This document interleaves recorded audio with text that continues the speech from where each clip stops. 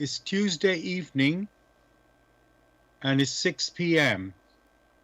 This is the Spiritual Discussion Program.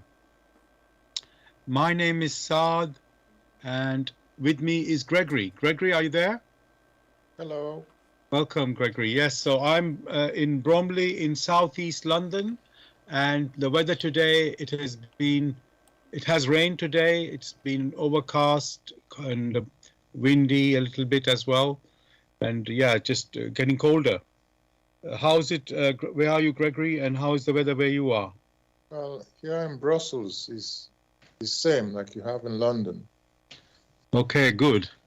And the listeners, we have a topic every week for the discussion, and you won't be surprised. Tonight the topic is titled Autumn Harvest. Autumn Harvest. As the season, autumn has started. And of course, it's harvest time as well. So you're welcome to join us with any questions or comments.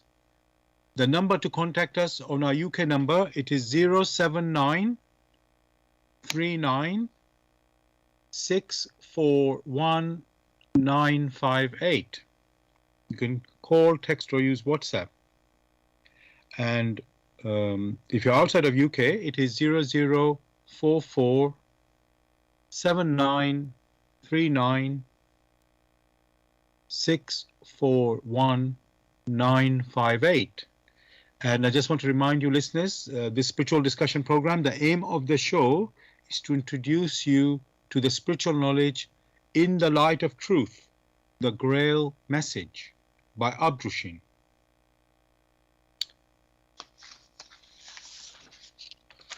I'm going to begin with, what is the Grail Message? The Grail Message in the light of truth by Abdushin is a spiritual knowledge of life. It offers an explanation of the world, a picture of creation on the basis of natural laws. Its lectures contain valuable basic elements as a help in life.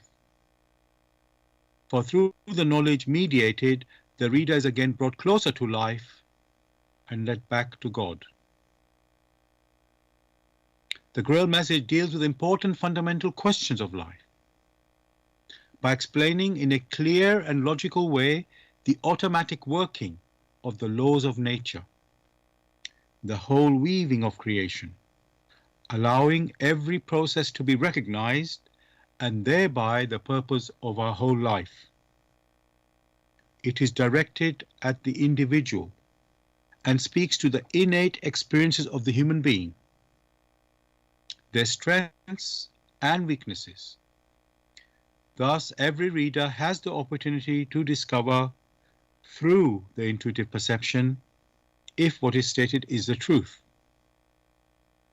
Combining with matter-of-fact reasoning, a complete world picture arises, where there is no separation between the visible world and the great world beyond the five senses. No any separation between scientific and religious striving for knowledge.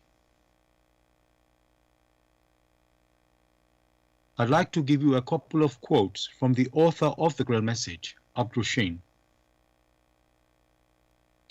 The hearer and reader of my lectures should always work within himself, keenly probing and building bridges from one lecture to the other, as well as out into the great and small world happenings. Only then will he be able to understand the Grail Message and find that it gradually shapes itself into one complete whole, without leaving any gaps. Again and again, in all the happenings, the reader will come back to the basic features. He can explain everything without having to change even one single sentence. The word of the Grail Message lives, so that it permits only those people who really carry the honest desire in their souls to find abundantly. All else is automatically rejected by it. For the arrogant and those who seek superficially, the message will remain the book with 7 seals. I'd like to give you another quote from the author. I wish to fill the gaps which have so far always remained unanswered in the souls of men, and which never leave any serious thinker in peace if he earnestly seeks for the truth. Dear listeners, I just want to remind you the topic for discussion tonight is autumn harvest. And actually, I just want to welcome us to the season of autumn. Yes, people say it started in September. Some people say late September when the equinox passed us. I think September 22nd it was. And of course, the topic tonight is actually autumn harvest. So we're also celebrating, you can say, or discussing this harvest as part of this tonight. And people, I'm sure you have all observed, especially of those of us here in the northern hemisphere, the weather is becoming colder. It's getting wet and windy. I know there's the climate change also having an impact in terms of extreme weathers. But yes, there has been a shift there. And also the days are getting shorter. The leaves on the trees, they're becoming colorful, like reddish yellow brown. And of course, that means the summer has ended. And we're getting ready, you could say, for winter.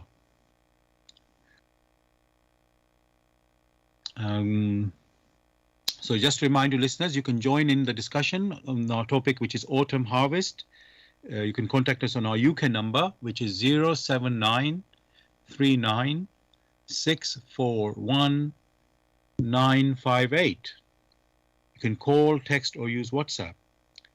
And if you're outside of UK, it is 0044 79 39 641 958.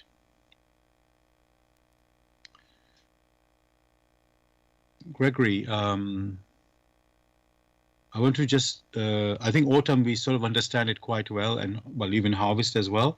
And just wanted to, just again, as I do normally, look in the dictionary and just go through the definition that they have given. So looking up the word harvest, it said the process or period of gathering in crops. And just want to check with you, Gregory, is that definition comprehensive for our discussion, or do we need to say more? As a matter of fact, the basis for these discussions have always been spirituality, and the tool that spirituality requires, the tool that one needs to use to grasp it properly, is that of the intuitive perception. Therefore, whatever the main definition is given, if it doesn't grant one an inclusive and all-rounded picture intuitively, then it will not suffice to convey that meaning that is supposed to convey. Therefore, it is best for anyone who wishes to contribute to the answers to whatever question is asked, to first consider the intuitive picture. For the question itself is an expression, and to provide a meaningful answer or solution, one must consider the intuitive picture which has arisen from that particular expression. Whether that expression is complete or not, it doesn't really make much difference. And therefore, one will have to accept whatever has been expressed and then take it from there to present a more comprehensive picture. Thank you for that answer, Gregory. Immediately when you start giving the answer, I got a picture of, my research. When you say, "Oh, when does the autumn begin?" I know it's like a technical definition somebody's trying to find, or somebody's. So in one sense, let's say in the meteorological definition, they're saying, "Oh, 1st of September." Then when you look at the astrological, which is looking at equinoxes and so on, it's saying 22nd or 23rd of September. Then you can say, okay, what is the actual reality on the ground?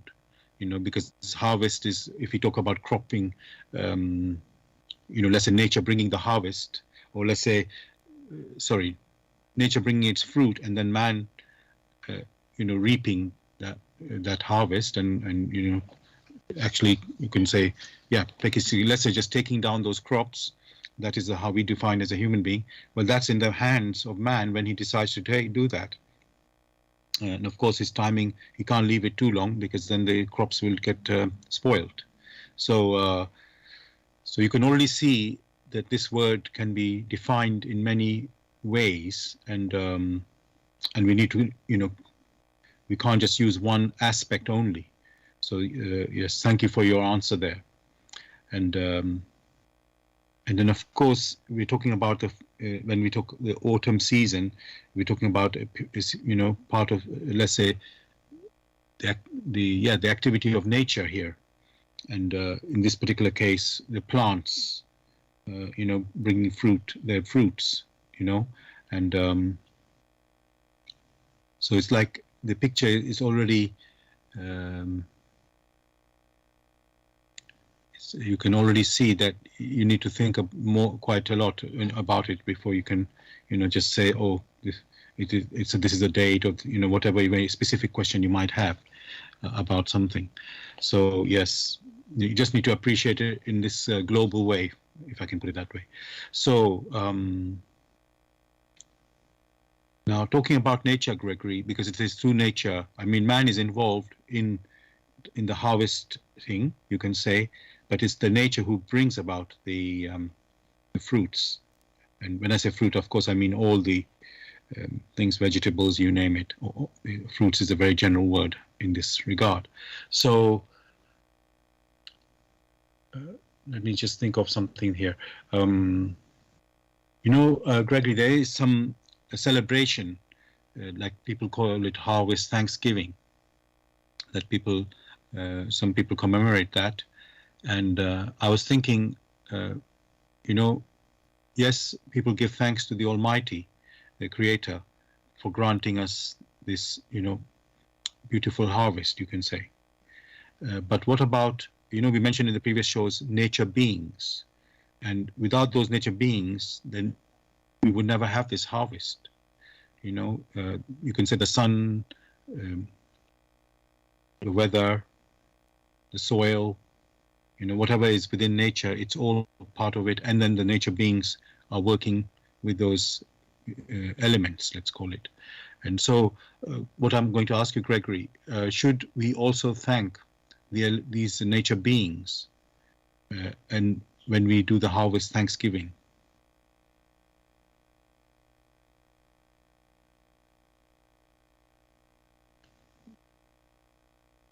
Gregory, are you there? On mute. Okay. Hello? Yes, now I can hear you now. Yeah. The Yes. concept of harvest, as has been mentioned initially, gives a picture of gathering, of an attraction, of bringing together that which has completed its cycle of growth, and now the fruits have emerged. This time it is in autumn not in summer or in spring or in winter. So the picture which is considered here is the gathering of the fruits that have matured within the activities in nature. That is what is being considered. And in considering the maturity of these fruits, there have been many different aspects of those who are intrinsically involved in ensuring that these harvests or that these fruits come to maturity. Parts of these are the beings of nature who ensure that the conditions are right to ensure a continuity such that these fruits or the seeds which had been planted grow accordingly and come to maturity so that they can be harvested. Although these beings of nature are not seen with the physical eyes, they have always been there. They have always been there doing their work in the different aspects of the wilderness, be it in stones, be it with fire, be it with the vegetation. And they do these things with such patience, with such care to ensure that which nature must produce will be beneficial to those who will consume these products of nature. And albeit it could be man himself or the animals. Therefore, it is right to also give a thought to all who have participated in ensuring that this harvest came to fruition.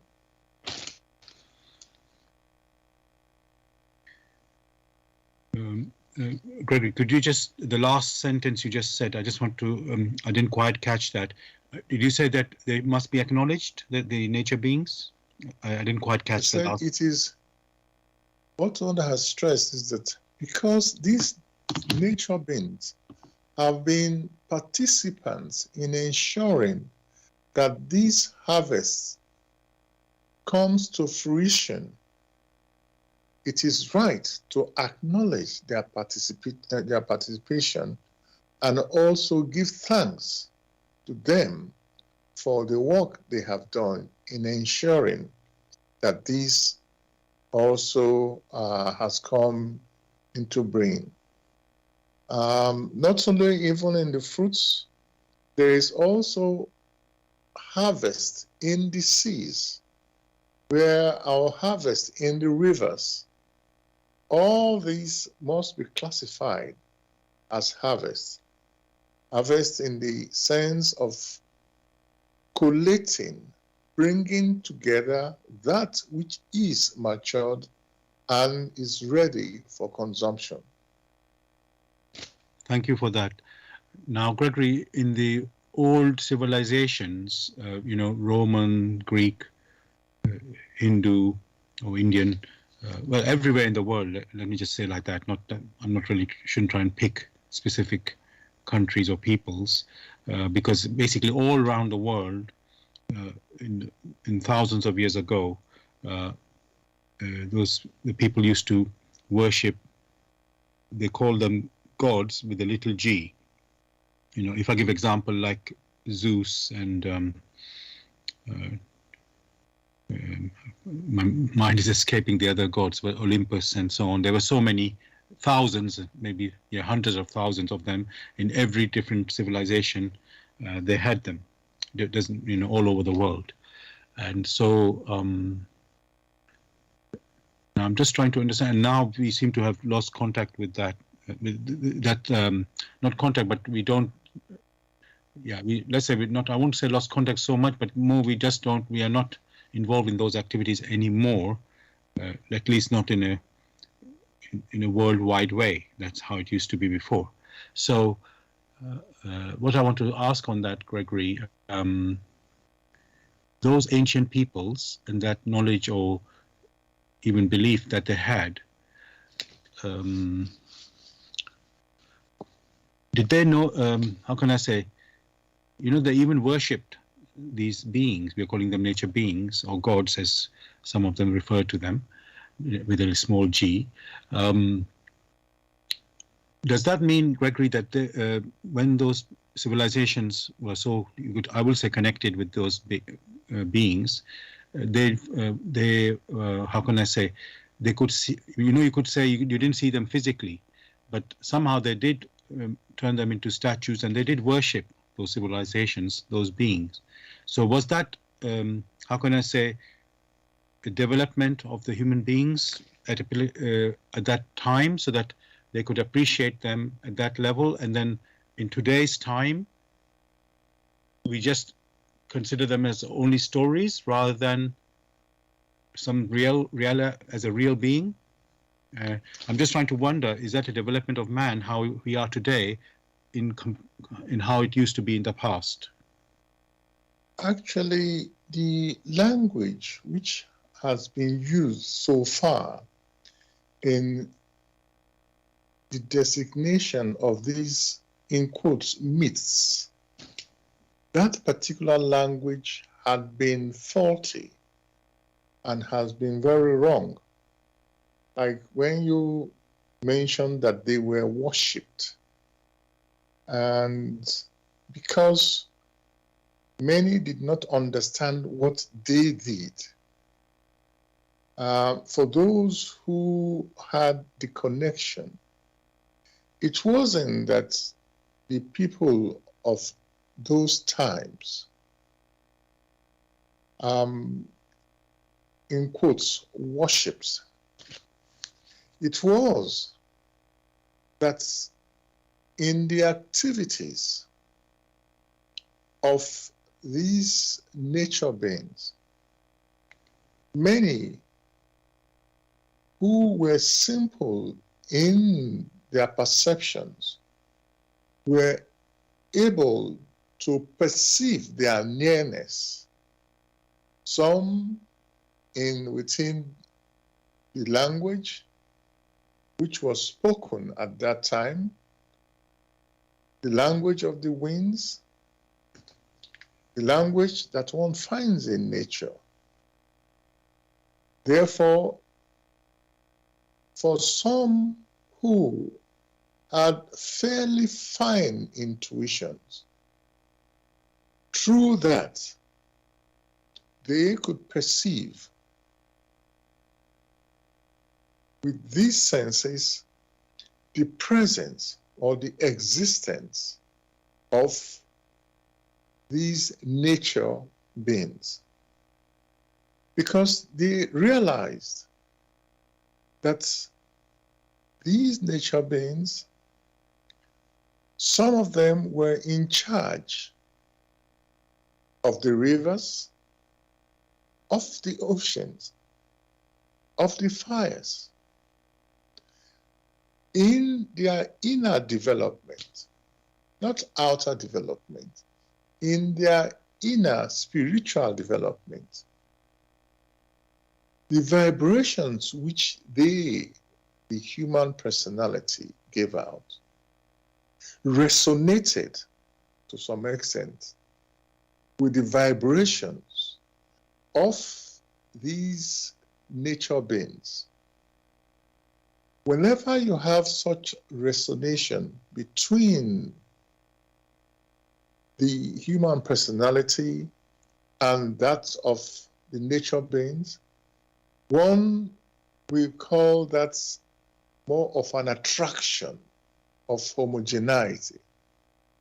For only like can recognize like. So it's more of an attraction. And in their maturity, in their activities, they were able to perceive them more and more within their activities. And it was only natural that in times of need, those human personalities who were close to these nature beings and were able to, in quotes, communicate with them, these human personalities would ask for advice. And the advice which these nature beings gave in response for such a request were very helpful, because these nature beings were in charge of the preservation of all, in quotes, the manifestations in nature, in the world of matter. That being the case, it was only fair to, when some kindly advice were sought and the advice given, then thanks was more of a matter of fact. However, the human personality went about different ways in giving thanks. Some in happiness, some in sports, some in dances, some in even offering, in quotes, sacrifices, in which they were told it was completely unnecessary, because these nature beings were responsible for all. They did not have the physical body that the human personalities had, and therefore they did not require the sustenance of the gross material fruits or of animals as the human personalities with flesh and blood had. So at the beginning, it was sort of mutual exchange of radiations, and everything went okay in accordance with the laws of creation, where there must be a balance. But subsequently, as man felt that he could do better because of his origin, which was not very clear to him or her, the tendency then was to undermine the activities of these nature beings who were always at their posts. It was then that you had this separation, and gradually catastrophes came in, because the activities of the nature beings at that time did not sort of resonate with the faulty activities of man. Thank you for this picture, Gregory. You're painting a picture there, showing that, let's say, man or humanity was in harmony with nature, and you could say appreciated it, even understood or worked with nature. And as somehow time went along, man thought he knew better for whatever reason, or could do better, and and then went on a different path. And we see today, well, most of the people talking about climate change are not thinking thousands of years of change. Something has changed over thousands of years, but only in recent times. You say industrialization and and man's latest recent development inventions, with plastics and pretty much everything, which instead of working with nature, it seems to yeah and just lose. Nothing is actually in balance. What we are producing, mass production of things, but it's not being it's being produced, but then it's not being able to be recycled, if I can use that word, back into nature, where it can be, the whole thing can be sustainable. So it's like a overproduction, but not the rest of the cycle is not being taken care of. It's just a one-sided thing that human beings are doing, and nature is not even being considered. It's just whatever man thinks is the way, what he needs, that's what he does. So yes, thank you. I will continue that in a minute, Gregory. Just want to tell the listeners, you're listening to Bless Radio. It's the Tuesday evening spiritual discussion program from 6 p.m. to 8 p.m. UK time. The aim of the show is to introduce you to the spiritual knowledge in the light of truth, the Grail Message by Abrushin. And if you are interested in knowing more about the Grail Message or want to get a copy of the Grail Message for yourself, you can go to this website, which is www.grailmessage.com. I'll spell that. www.grail, Grail, message, MESSAGE.com. And the topic we're discussing tonight is autumn harvest. You're welcome to join us with any questions or comments. You can contact us on our UK number. It is 079 39 641 958. You can call, text, or use WhatsApp. And if you're outside of UK, it is 0044 79 39 641 958. Again, you can call, text, or use WhatsApp. And we are broadcasting on Bless Radio 1. That's the number 1. Bless Radio 1, the number 1.com. Also, you can listen on YouTube. Go to youtube.com and type in the search box Bless Radio 1.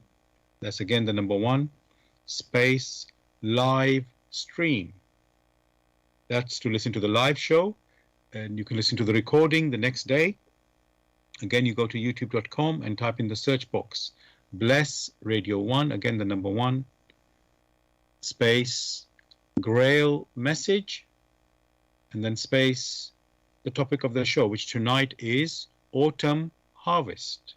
And of course, you can listen to our previous shows as well. Gregory, thinking about what you've just said, how man, human beings worked with nature in the past times, in ancient times. And then you gave a picture how we, move away from that in, let's say, since these times. And although it appears, with the climate change and other things which are having a big impact, in our current time, but the changes, the big, let's say, apparent changes of temperature and, with the devastating floods and well, just so many disasters, let's say, in quotes, which look natural, but we know human beings have played their part in it. And it looks from the surface, it appears, this has just happened in the recent times, maybe last 100 years, last 200 years, maybe. Because then in this time we have grown, big in our population with, requiring mass production of food and, basically all our needs. So all the resources on this earth have been under, high demand. And also the advancement of science has led to you could say,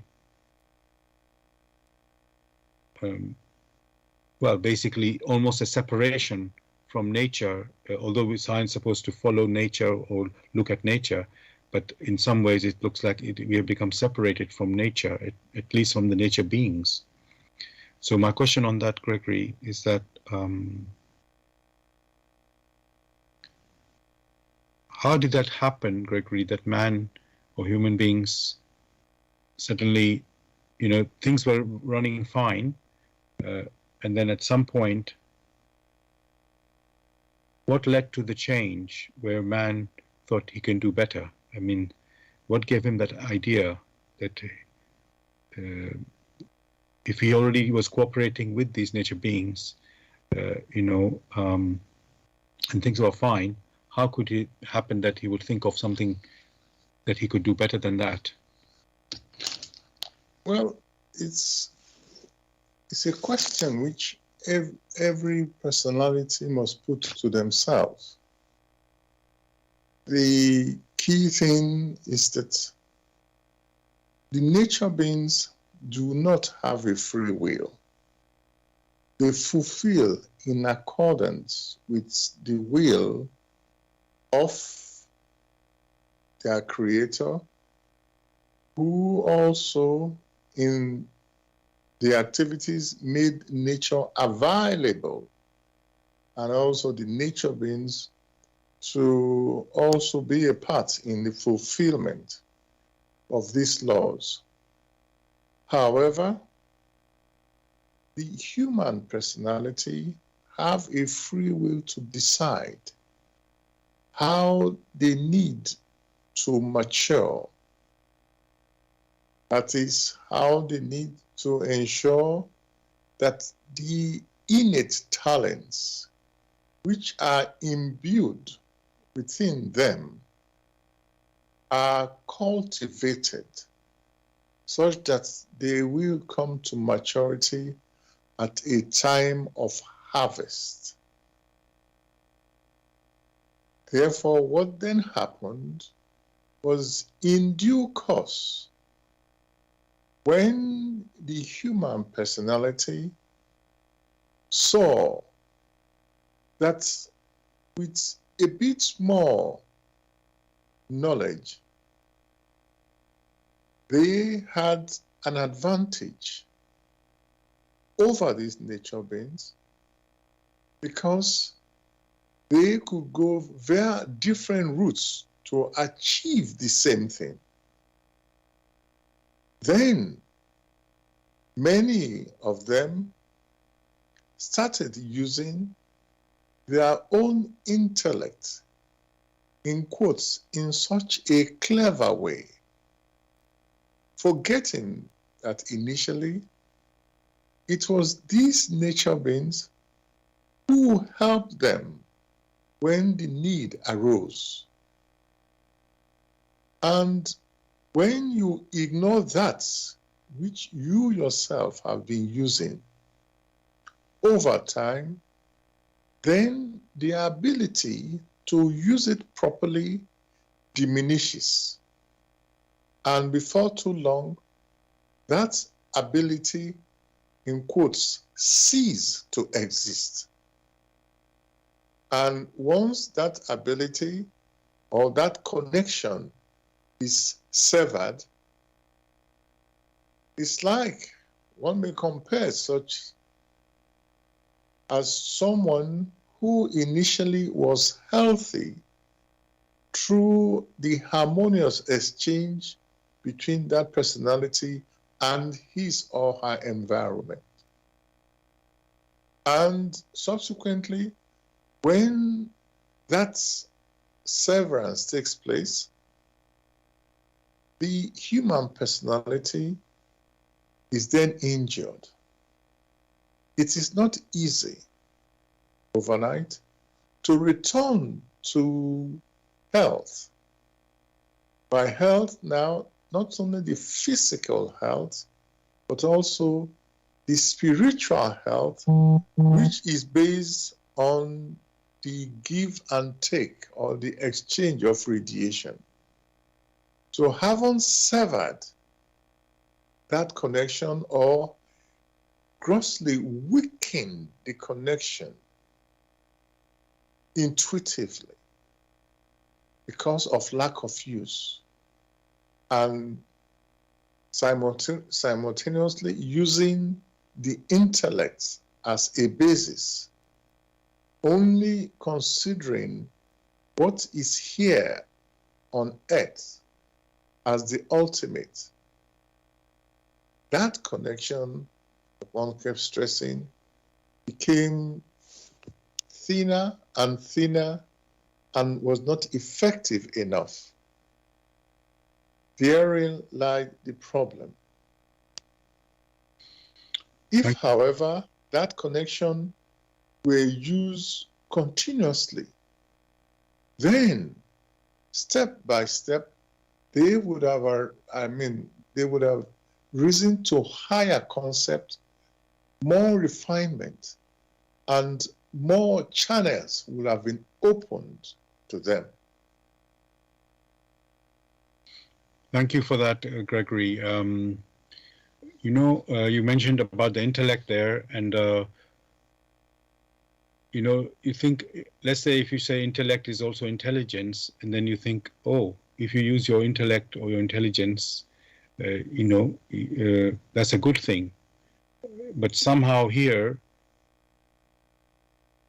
I don't know, you don't look at intelligence as something destructive or troublesome thing. It's supposed to be something that is, the more intelligent that you are, it's in theory that's you're supposed to, get better.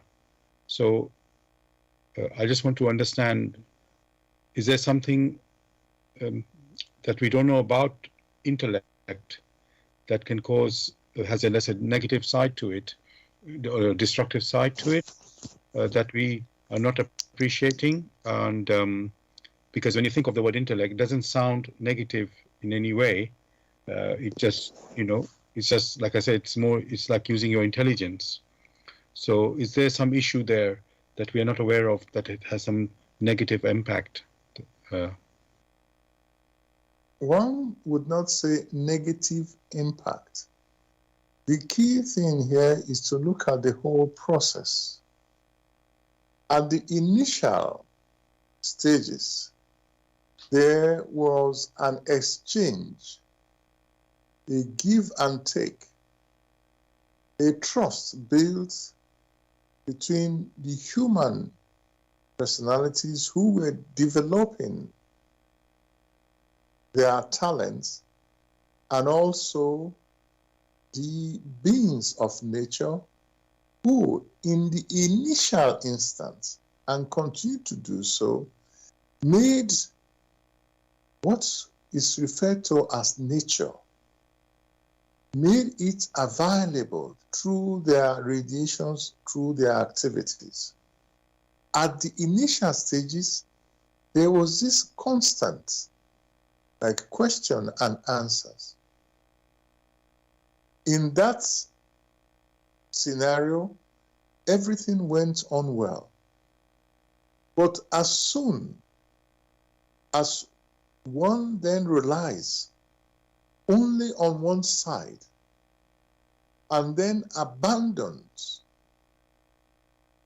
that sort of exchange, such harmonious exchange, then you find that things will start going pear-shaped, in quotes.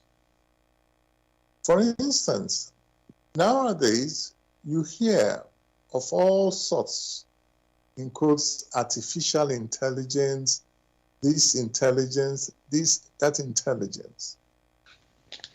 Fair enough. And therefore, so-called algorithms have been built.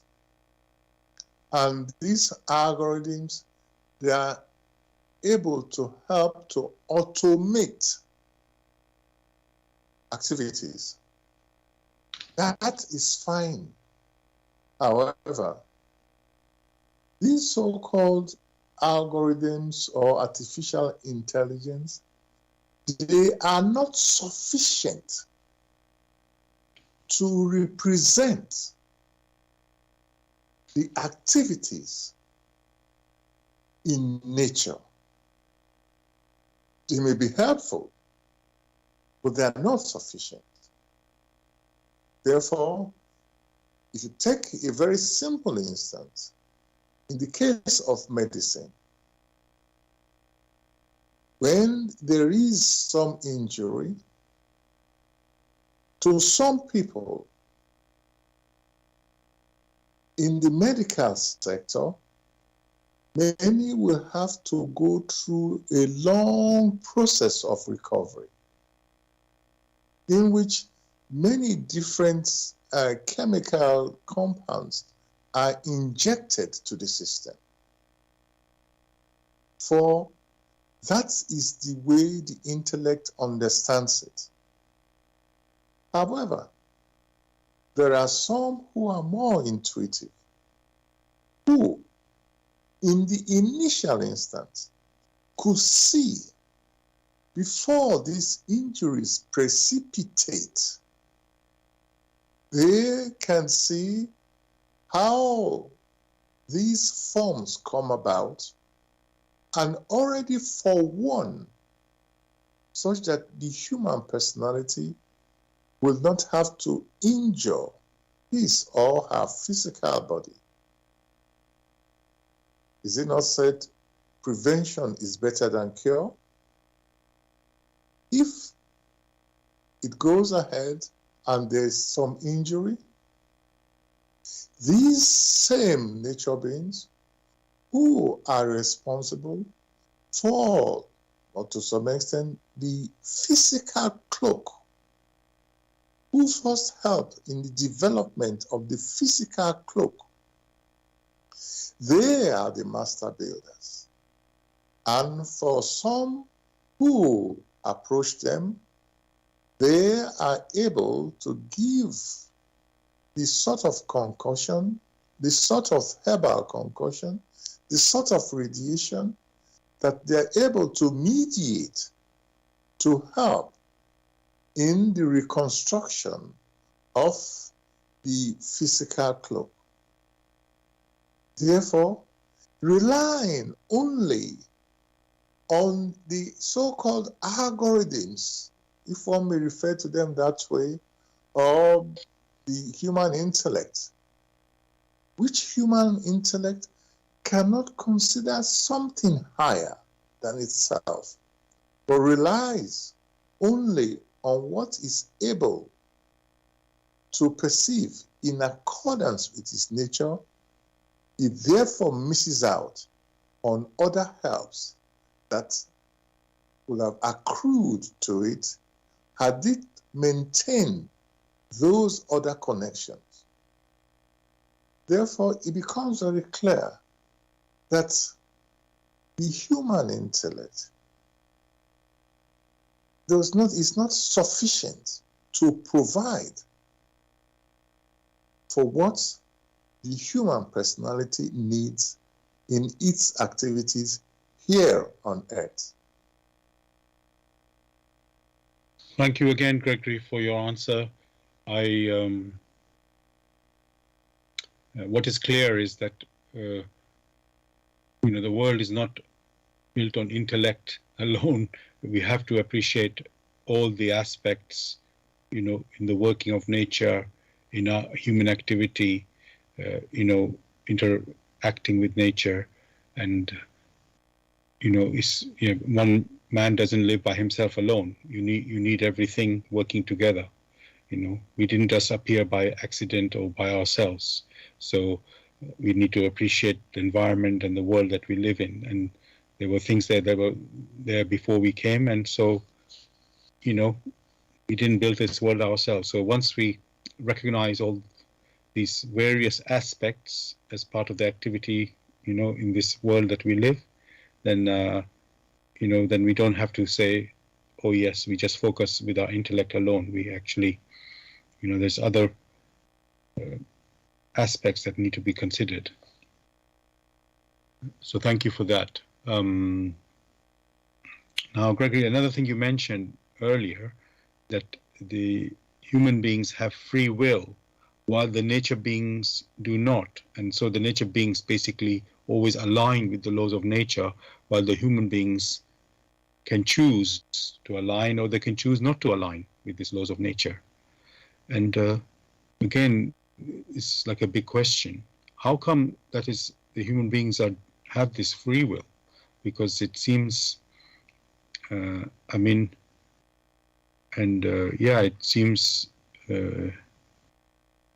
let's say that it is there's a potential there of things to go wrong when you have free will, while those who are only can do, do not have free will, just have to, just, it's like, I don't want to call them robot, because, you don't call, when you make a harvest or, the flow of a river is controlled by a robot. It's not, it is nature or nature beings, they're doing an activity there. So, so my question there, Gregory, is what is it special that the human beings have this free will? What is this purpose of this free will? Each personality has that innate ability to attract to itself. That innate ability of attraction. However, with that innate ability to attract many things to yourself, then you yourself must decide. That decision is then granted to you to decide that which you yourself wish to be identified with. So the ability to attract is also tied to the ability to decide. Else, if that ability to decide is not there, then the human personality will attract all sorts to itself. And in that particular scenario, is unable in step-by-step fashion to mature. So here we are in our discussion.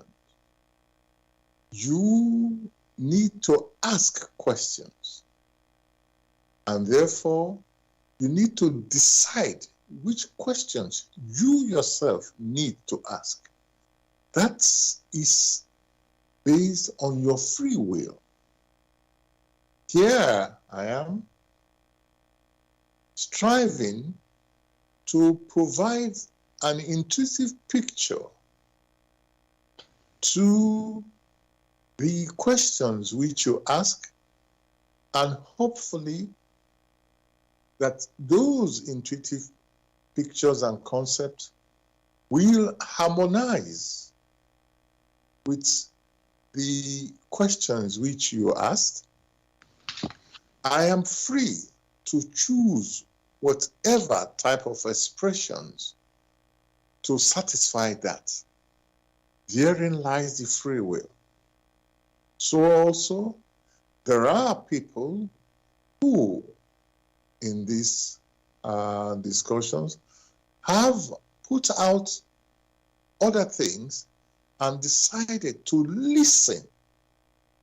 Again, therein lies their free will.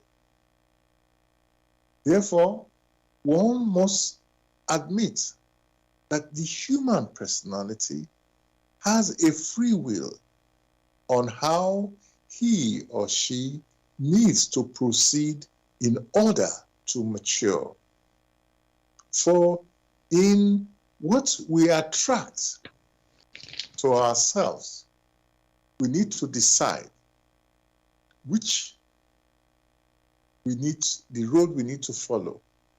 By attraction of homogeneity, one may say, use the word resonance, because in this world of nowadays, There are many people who will say, oh, I don't have time for this type of discussion. I want to go to social media, to Facebook, to this, to that, to that. Some would say, oh, I have other things to do. I don't want this. Some will say, oh, okay, I want to go this path. These are based on personal free will, which may be expressed as wishes, because they need to develop. That means whatever comes deep within them, whatever they are able to come across externally, they make use of it for their personal development. That is more of an attraction. And to be able to make use of these for personal development, one has to decide which way one wishes to go. So that is how it is in nature. For whoever has not decided, for some people might say, oh, I will not listen. Again, that is a decision. I will listen. Again, that is a decision. So the question to be or not to be is not the real thing. It is how to be. How to be is making the selection, deciding. The decision is the how. How one needs now to fulfill that which it senses deep within its soul. That is what is discussed here, and that is the how. That is based on the free will of man. Thank you, Gregory. I'm just trying to, work out, because, the free will, as you say, you can choose to go direction A, direction B, direction C, and just totally that's what freedom is. That, as I said, that is prone to things going wrong, because, you can do anything with the free will then.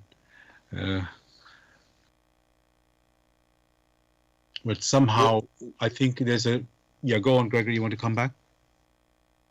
Well, you said is prone to go wrong. In the discussion, in the selection of words for your expressions, is that not a free will? Yes.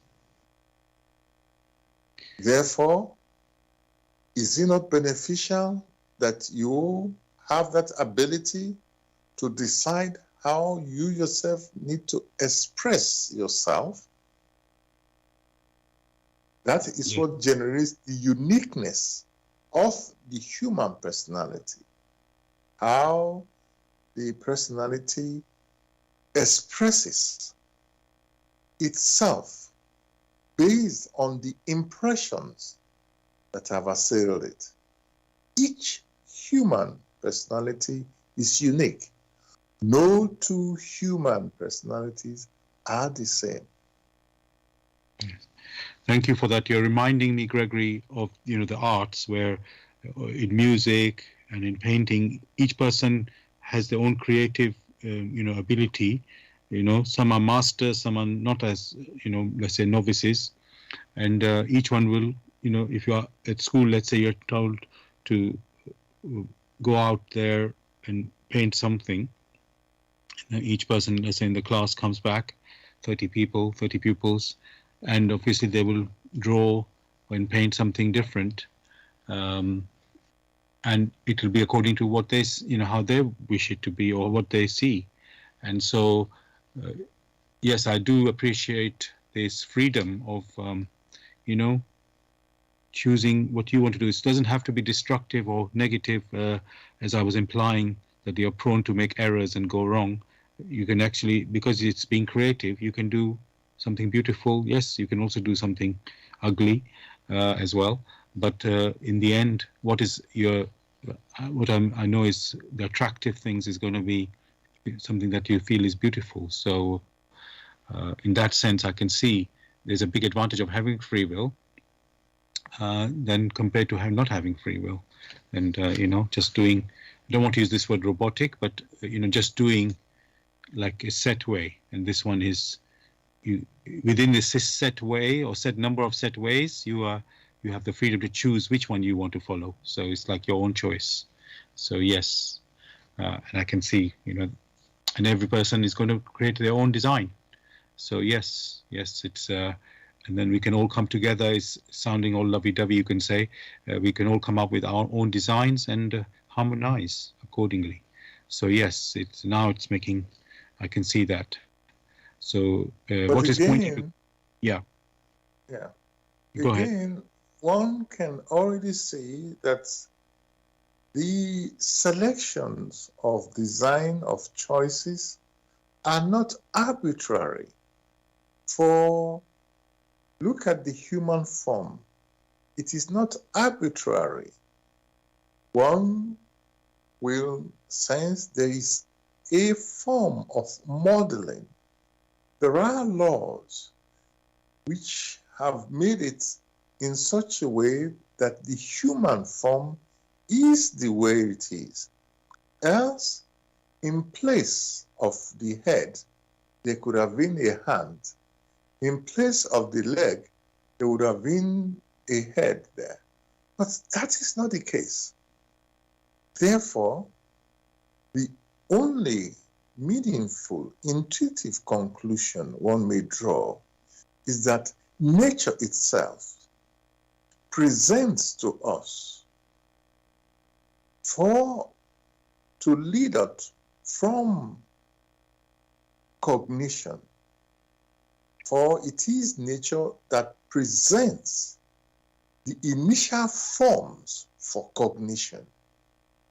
And in understanding these forms, in making use of these forms, by using the 5 senses which are granted by nature, it then leads the human personality to a recognition, which means a higher appreciation of what lies behind the precipitate form that one perceives in flesh and blood.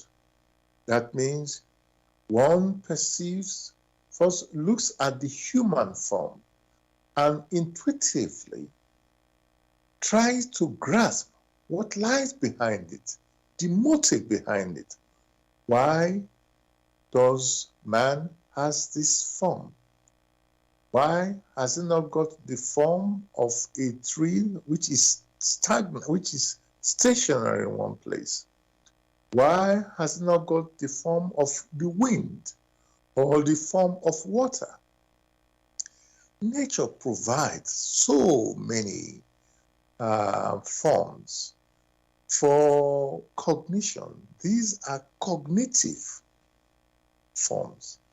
Which form what one may refer to as a language. The language is for communication, to be able to exchange. If there is a language that does not communicate, then that language is really not a language. Thank you so much for that, Gregory. I think we are really starting to see the big picture here, and so yeah, thank you for bringing that out. Dear listeners, you're listening to Bless Radio. It's a Tuesday evening spiritual discussion program from 6 p.m. to 8 p.m. UK time. The aim of the show is to introduce you to the spiritual knowledge in the light of truth, the Grail Message by Abdushin. If you would like to know more about the Grail Message or want to get a copy of the Grail Message for yourself, you can go to this website, which is www.grailmessage.com. I'll spell that. www.grail, Grail, message, MESSAGE.com. And the topic we're discussing tonight is autumn harvest. Autumn harvest. You're welcome to join us with any questions or comments. You can contact us on our UK number, which is 07939 641 958. You can call, text, or use WhatsApp. And if you're outside of UK, it is 0044 7939 641 958. Again, you can call, text, or use WhatsApp. And we're broadcasting on Bless Radio 1, the number 1.com. And also on YouTube. Go to youtube.com and type in the search box Bless Radio 1, the number 1 again, space live stream. That's for the live show. You can also listen to the recording of the show the next day. Again, from YouTube, go to youtube.com and type in the search box Bless Radio 1, again the number 1, space Grail Message, and then the topic of the show, which tonight is autumn harvest.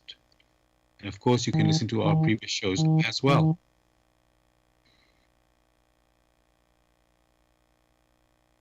Now, Gregory, with the harvest, you could say you want to eat it next, so cooking comes into it. And again, from your previous answer, I started reflecting, there are different cultures.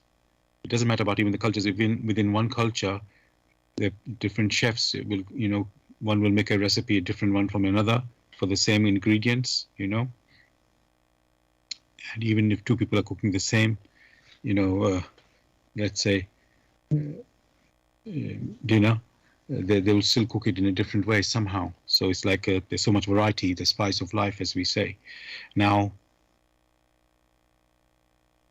it's just sounding very beautiful, the experiencing of, you could say, the blessing coming from the harvest.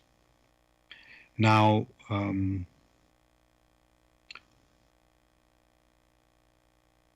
just want to, and also this harvest happens during the autumn time when the temperature getting cooler, you can say, and so I'm just trying to appreciate the autumn season, Gregory. Is there something special about the autumn season? Obviously every season has its let's say its perspective, or its I'm not able to think of the right word, but has its place. So is there something special we should take note of autumn, Gregory? Because we know in nature, the animals, let's say, some hibernate, some, they collect their crops, and, because they know there's not any new harvest, no new fruit they're going to find for their food, so they store it away. So is there something as a human being, because as you've said, we have free will, so we have quite an advantage in how we want to do something. So is there something for us human beings that we should note about autumn? Like it's described or discussed everywhere, there are these cycles, because wherever one starts from this cycle, say even from so-called autumn, in which you now have winter, then you have the awakening, which is in spring, and then summer, where you have peak of activities buzzing here and there, and then again the quiet preparation for self-reflection, gathering one's thoughts just like you have in the evening. In the evening, one may call that one autumn. It's when you gather yourself, you are back home for quiet reflection before you go to bed. So whereas in the afternoon, you're talking, or by noon, one may refer to that one as summer, whereas morning period may be referred to as spring. So you find, as is in the big picture, so also you have it in the small picture. So the question which every personality must put to themselves, what happens in the evening? Because that is the time, basically, where, having been out in the day, involved in all form of activities, you now return home to review the activities. That means not as active physically, but in one's sensing, in one's intuition, one is able to gather these experiences. That gathering is harvest before one then goes to bed. That means you have a period in which the physical body, the physical activity of the body is minimized in the so-called sleep or rest. That does not mean that the spirit which is the core of man, is asleep. At that period, it is making use of those experiences which had been gathered in the autumn, in the evening, to ensure that these experiences are of value, are of benefit for the maturity of itself. Thank you for that. And what I was thinking, Gregory, with nature, like I said, with the animals and their storaways, the food and things like this. With us, with the human beings, we have so much technology. We can produce things basically at any time. With we have greenhouse, we have not only that, with this world, like a global village, you can transport from one country far away down to to wherever the other country is. Just the technology is there for everything to be available. And I was thinking, with nature, it's like man doesn't have to follow that pattern of nature. He can do what he, just with the system we have, we can basically get what we want, pretty much, at any time nowadays. That's assuming that you have the resources to pay as well, of course, and those facilities are there. So I'm just wondering, the example you painted was like a day, morning, daytime, and then evening, in retiring. But autumn, obviously, that we do that every day. But is there anything with the autumn period that? Let me put it another way, Gregory. Let's say 100 years ago, 200 years ago, we didn't have street lighting, and we didn't have cars. You didn't have all this technology that we could do, like go out and do what we want at any time of the day, basically, pretty much. So yes, when the night fell, you had to retire and you had to, go back into your home and things like that. Now you can work throughout the night, with the world we live today. So, and you can't even imagine going back to those old times because of the ways that, it's like the world is a 24-hour place. So in this time, Is there anything specific? Maybe, Gregory, I'm thinking that it's not in the physical activity. It has to be only in the spiritual activity. Maybe that autumn has. We can be part of the autumn experiencing. Um, so, is there something special we can pick up from autumn for us human beings? This is what I'm trying to understand. What man should know is that even the physical body he or she uses has these cycles, and therefore these variations cannot be circumvented. Much as technology has set in,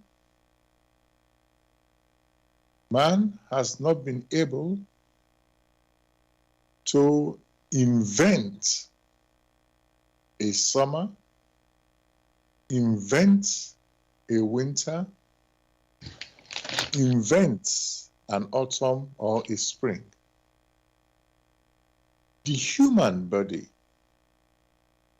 which is only a tool that the spirit uses in order to experience on earth, that human body is also subject to the laws which apply here on earth, or to the natural laws which apply here on earth.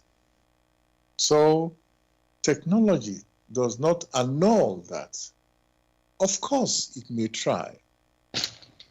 However, the responses will be such that the human body is unable to function as it should. And therein lies the illnesses, the manifold illnesses that have appeared and have no solutions, be it cancer, which has arisen due to the one-sidedness of the activities of man.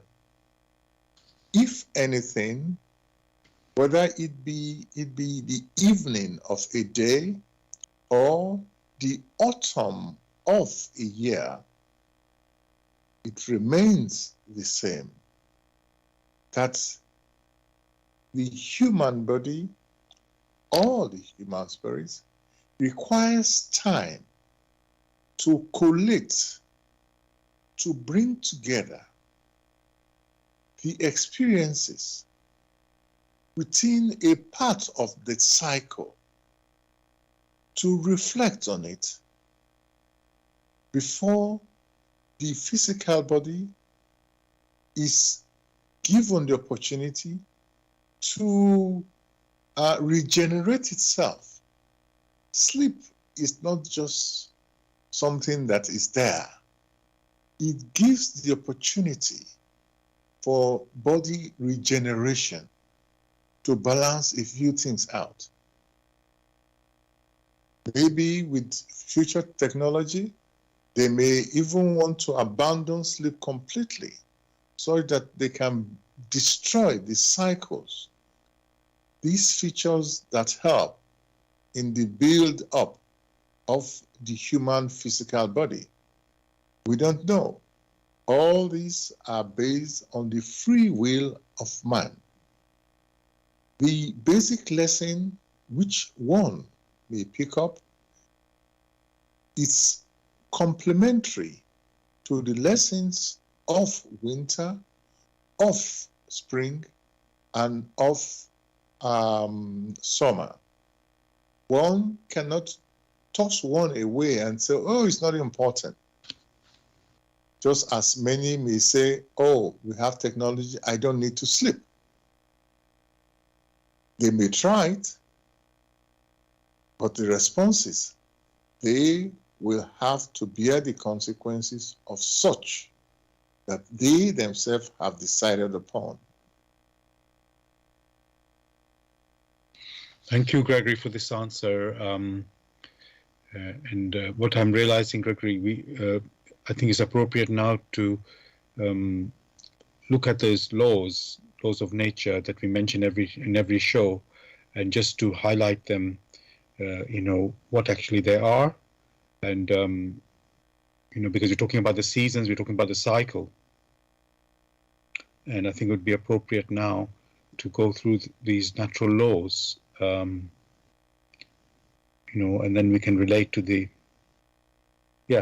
this topic for tonight, which is autumn harvest. So please, can you tell us about these laws, what the laws are, and yeah.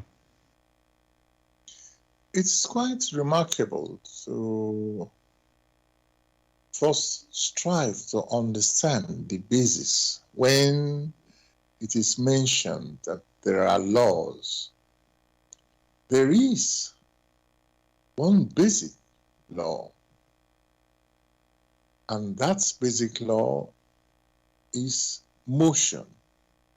Motion is a law in nature. It's a law in creation. And the effect of motion is manifested in the changes which we see all around us. Else, one may draw the conclusion there is no motion. There are changes. So in that changes, that means there is motion. In fact, motion itself implies these changes. But there are basically two types. That's of movement from one place to the other, and that of vibrational motion. The picture, the intuitive picture, which one picks out from vibrational motion, is that of reciprocity. It's as if a cycle, a cyclic picture is seen. And that of reciprocity, one may also call it that of reciprocal action. So reciprocal activity is a law in creation.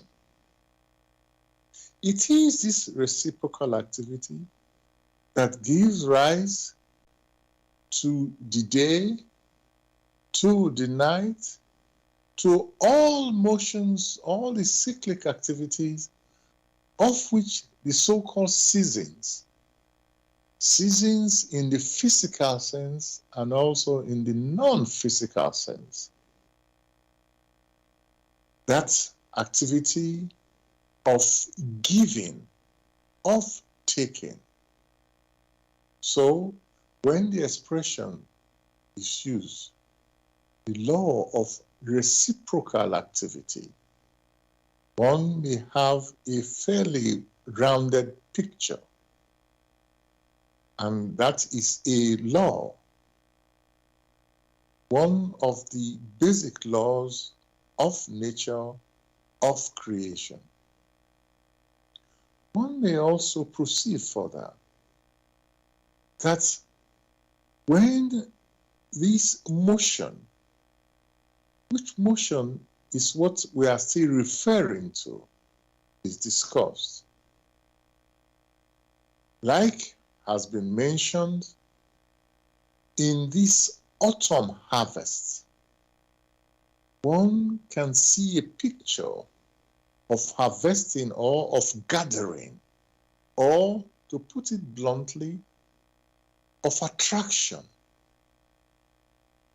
That which is attracted must be that which is of homogeneous type.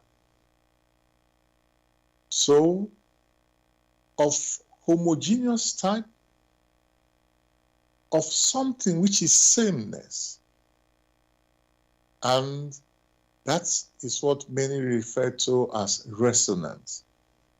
For only in resonance do we have music when instruments are played. For only in resonance are we able to see. For only in resonance are all the innate activity, the innate talents within us able to come to maturity. That means resonance in the vibrations, in similar or equivalent vibrations. When it is said homogeneous, that means in the gene, there must be something of the same type. Therefore, thoughts, homogeneous thoughts come together. Birds of a feather flock together. Therefore, it is right to say that resonance, or the gathering or the attraction of homogeneity, is a law and has always been a law within the structure of creation. As is well known, no two things are at the same level. So, within the motion, which we have always discussed, there are those that are of faster motion and those that are of slower motion. Because those that are of faster motion, in their intrinsic movement, are so rapid, they are not as dense as others. So density is only a result of slowness. It's only a result of precipitation. That which is a precipitate is slower from where it has precipitated. Therein lies gravity. And therefore, there is the law of spiritual gravity, as you find also in earthly gravity, which gravity only came into existence with the distancing of that which is very rapid as compared to that which is not that rapid because of densification, of being very compact and therefore much slower. What the descriptions one has just given are so self-evident within nature, within creation, that many a personality may observe them but ignore them. Therein lies the simplicity of these laws, because in their manifestation, they apply to all that exists in nature, to all that exists in creation. These laws have always been from the inception of creation, of nature. Thank you for this, picture of the laws, natural laws, Gregory. I was wondering, in the, with seasons, we have autumn, winter, spring, summer. There's a sequence there, and there's a particular period, set period there, for each of those seasons.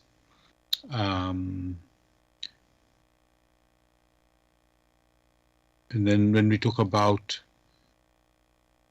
so that's like, you could see almost fixed there. And then, what I want to understand, Gregory, these laws, do they just work, how can I put it? Is it always, the laws are always working like non-stop? Is there something that triggers them? So let's say it's, I think, law of reciprocity, so there's an action and then there's a reaction. So what's the time scales in this, how it works, with the seasons, we know they're a fixed period, but are they also a fixed period? So let's say you do an action and then the reaction will come at a set time, after that action. I just make something up, like 6 months. I'm just making it up. Or so is it also fixed, the results from the action in time, or are they variable? How is that working? Again, the concepts which we ourselves form, these concepts help to either open the paths in accordance with the creative laws or block the paths which we ourselves will have to follow. In the discussions, the mention had been made of reciprocal activity, which reciprocal activity is only a consequence of the vibrational activity which had been set in creation, in the towing and the throwing.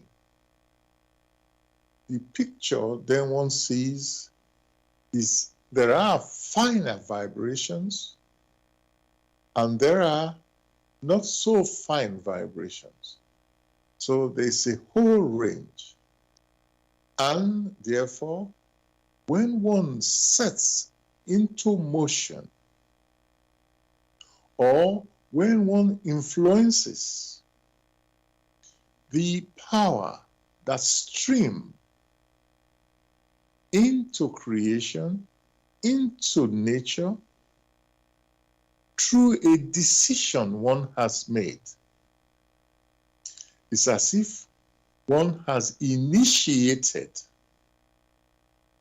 a trust, which trust will flow out, but there is still a connection with the personality who initiated that trust.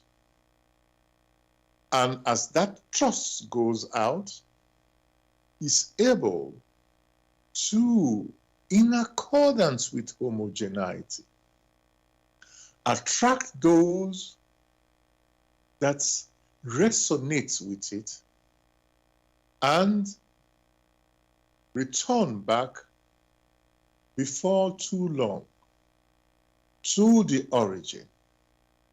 How long that takes depends on the direction of the trust and the various paths that initial activity has been directed. In many cases, such initiation, the returns may take not 1 day, not 2 days, not 1 year, not 2 years, not even 100 years, but the personality that initiated that trust is of spirit. And in the initiation of that trust, it touches on the various spheres of creation. And in the movement, in the cyclic movement, you'll find that different species are gathered.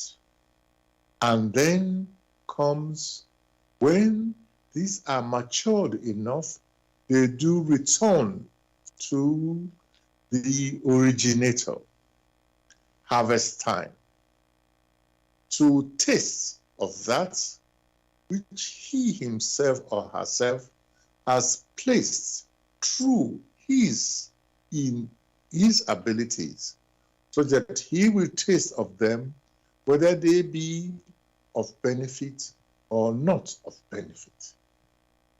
So it's asking, how long does it take, is dependent on the purity of the trust on so many factors. Sometimes it is like one has thrown a stone from one's hand and may consider that, oh, it will just fall there and stop. That may not be the case. For a stone once thrown may hit one person and bounce off another person. Just like there are times people throw pebble in a pool of water, a very large pool of water, and you find the pebble, sliding off, jumping and flying, and that is a case where those forces are fixed. But with the case of man, with the intuitive ability of man, where it has to attract many different things in accordance with the laws of creation, it is the attraction, it is the motive that determines when, in accordance with the law, these same laws, the returns will come. However, because there are different layers, they are not all of the same density.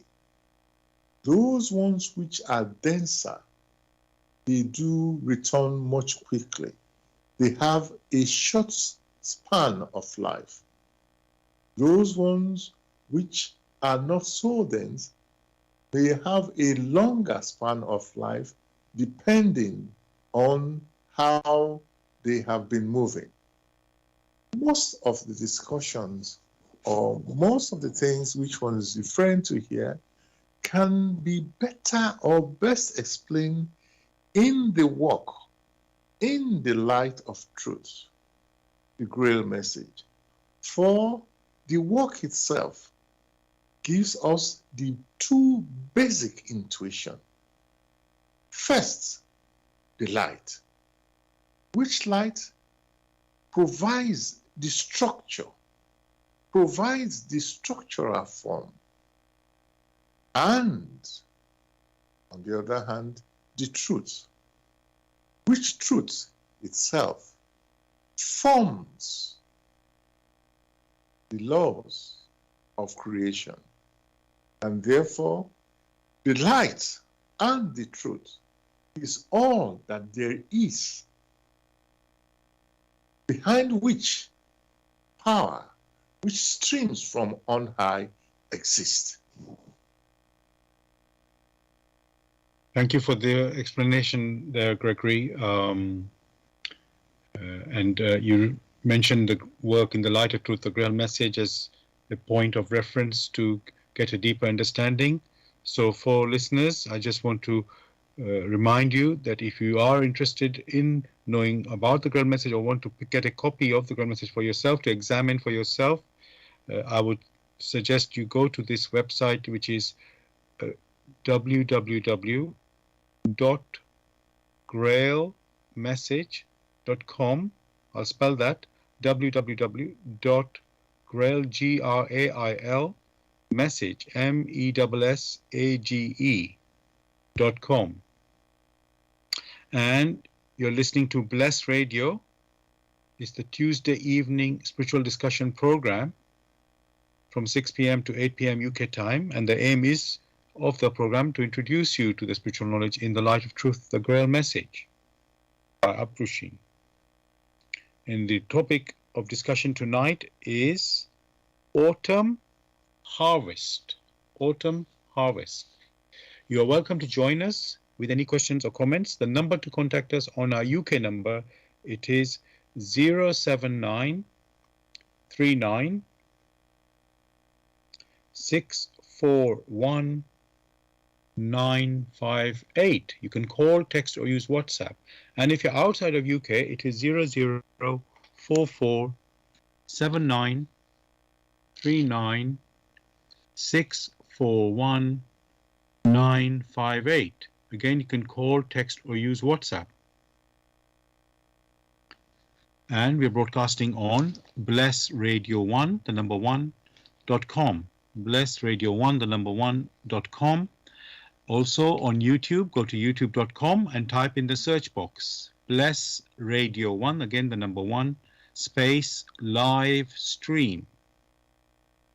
And if you want to listen to the recording of the show, which is the next day, you can listen.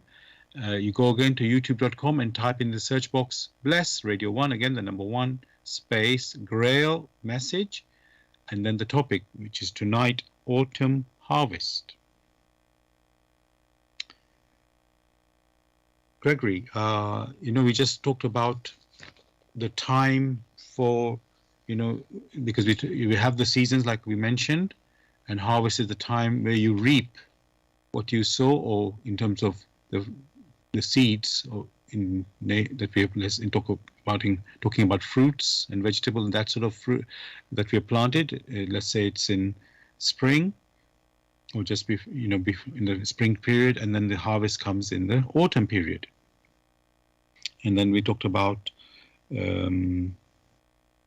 human actions and their consequences or returns.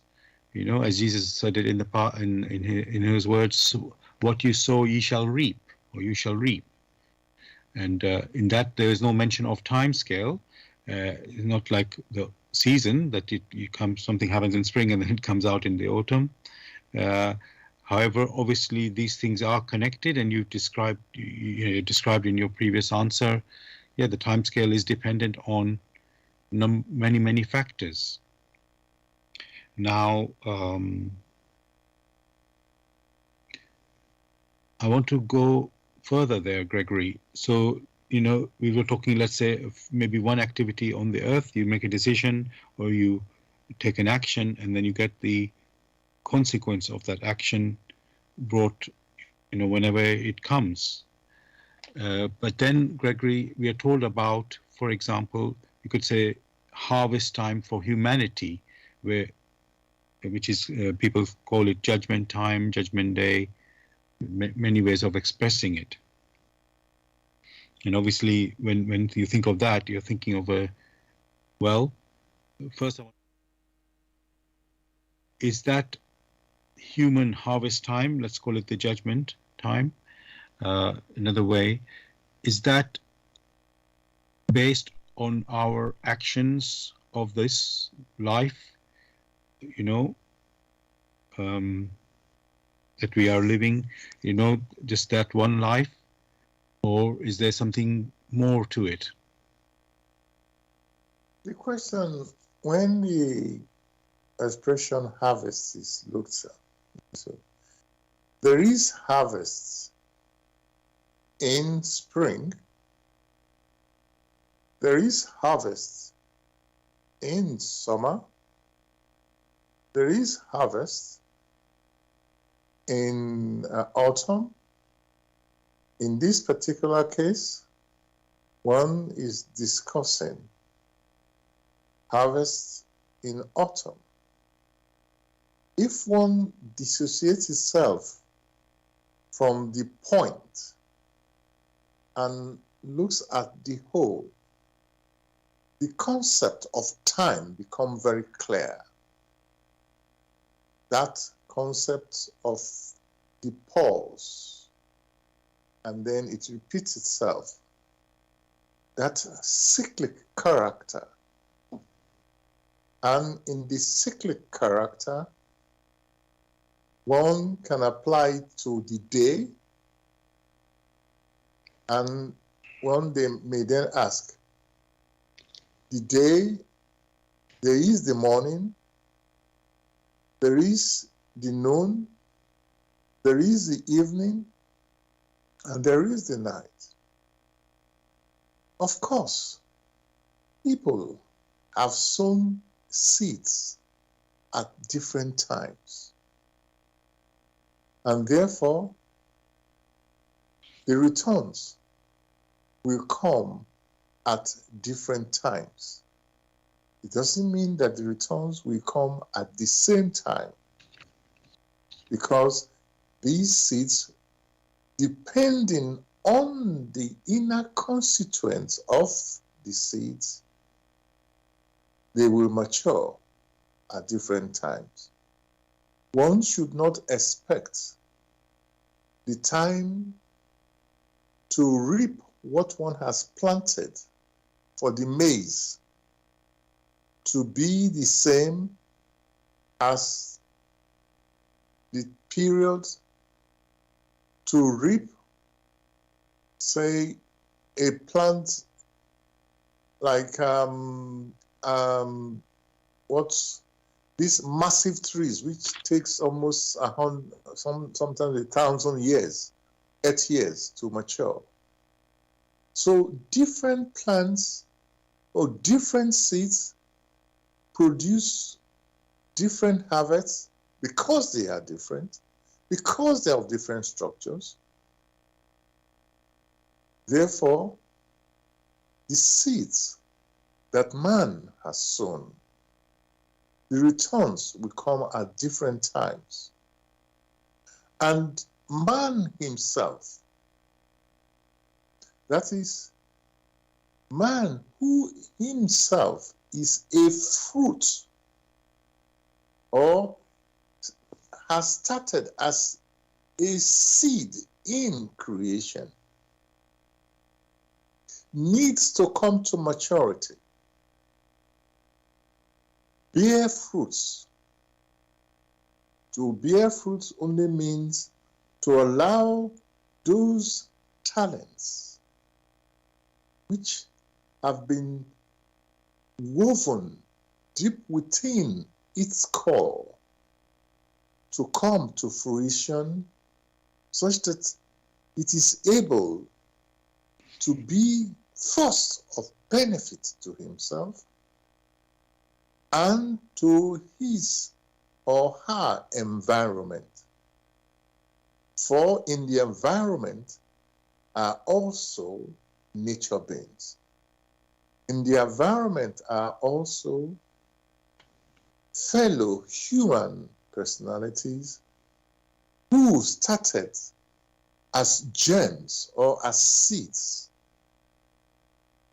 Therefore, there will come a harvest time, for it was the longing that sets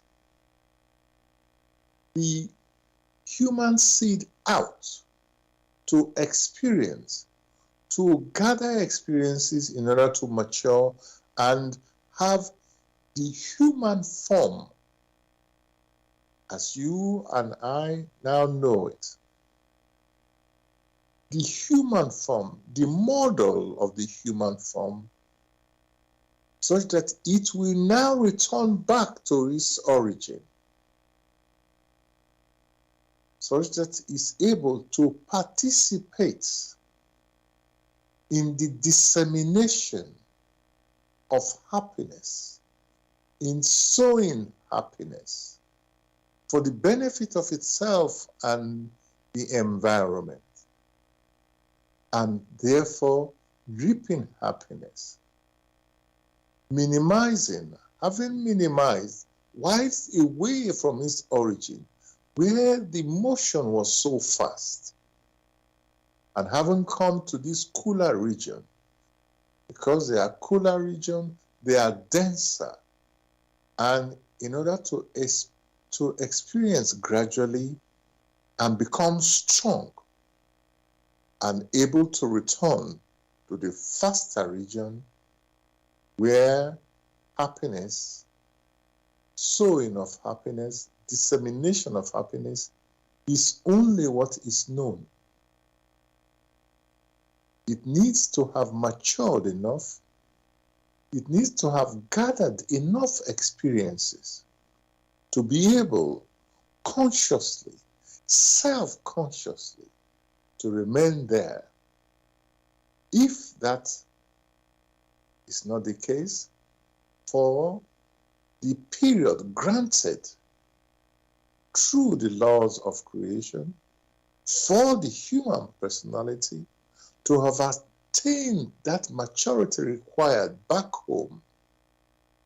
Then, in the harvest period, that which is useless is separated from that which is useful. Thank you again, Gregory, for this picture. Many people believe, oh, we live this earth, this one life, and, we take our actions in this earth life, and then we die, and then we are now, let's say, put in a, well, I don't want to use the word sleep, but, sitting, I don't know how to exactly phrase it, but let's say parked in somewhere in between death and this judgment time, and then you can call it the harvest time, and then in that harvest time we are awakened, and then the way your actions of good and evil are weighed, and if you have done all this, if your good outweighs the evil, then you can now enter into this blissful paradise in heaven. If it is not, if it's the other way around, and unfortunately your evil actions outweigh the good ones, then you now end up in this hellfire, which is eternal rest, your eternal life in this hellfire. This is how, in many teachings, it has been put. And so people are thinking, oh, we are waiting for this time to when the life is over on this earth. How you have explained it, it's that we were already here. We are sort of, you could say, alive before we even landed on this earth, and so it's like it's a totally different picture. Let me put it like that. It's so different from what many people have been, let's say, brought up with.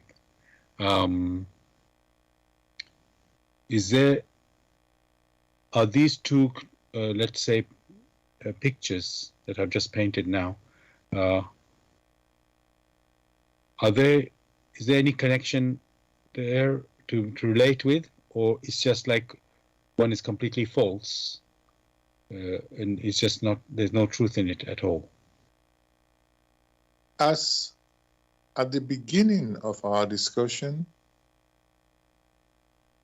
there is the expression, the observation which no one may deny because it's a fact, and that was motion is a law in creation, a law in nature.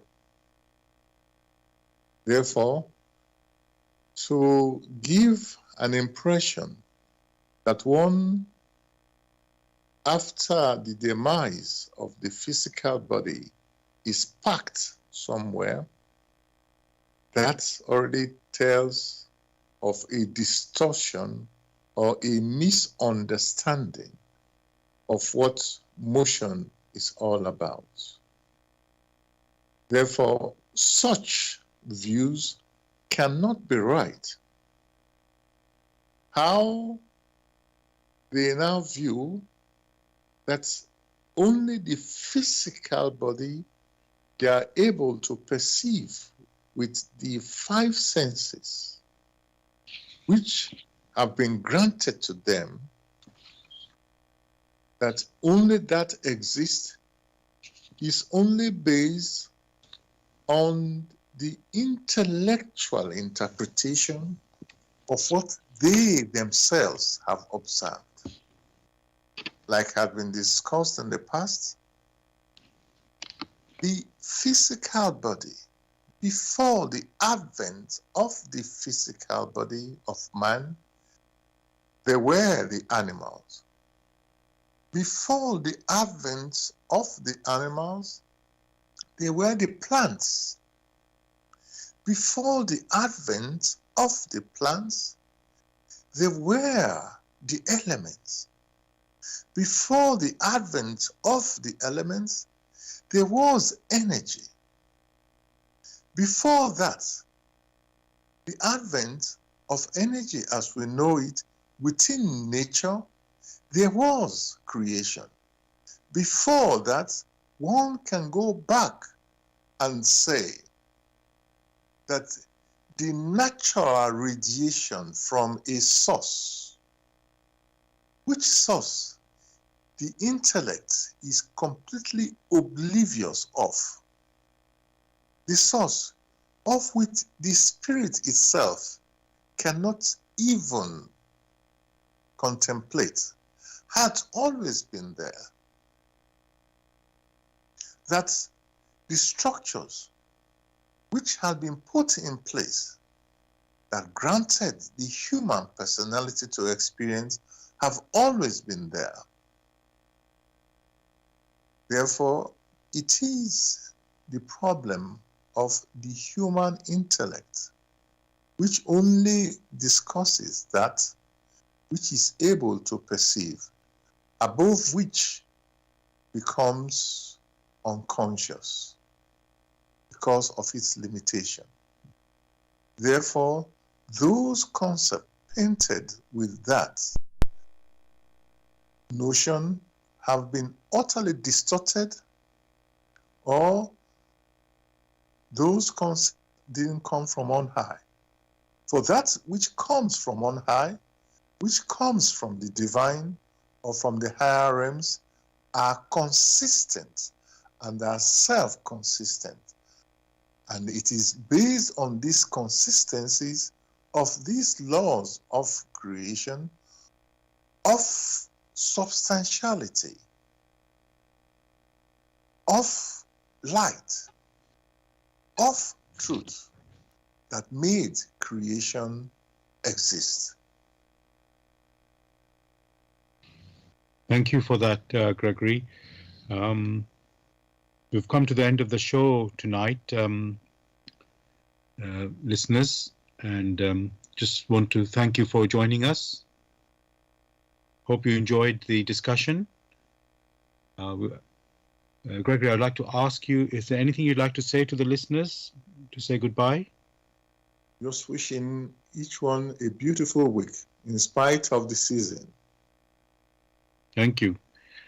And from me, listeners, I invite you to pick up the Grail Message and examine for yourself the knowledge that is in there. What we do on this show is, let's say, our best effort, but the real appreciation of the Grail Message can only be done individually by each person themselves, rather than, what we say, what we share from the best of our understanding, but each person will appreciate it in their own way if they pick it up by themselves, and they will see something maybe we don't see, and vice versa. So the best way, as I said, the proof of the pudding is in the eating. So I just invite you to pick up the Grail Message, examine what is there.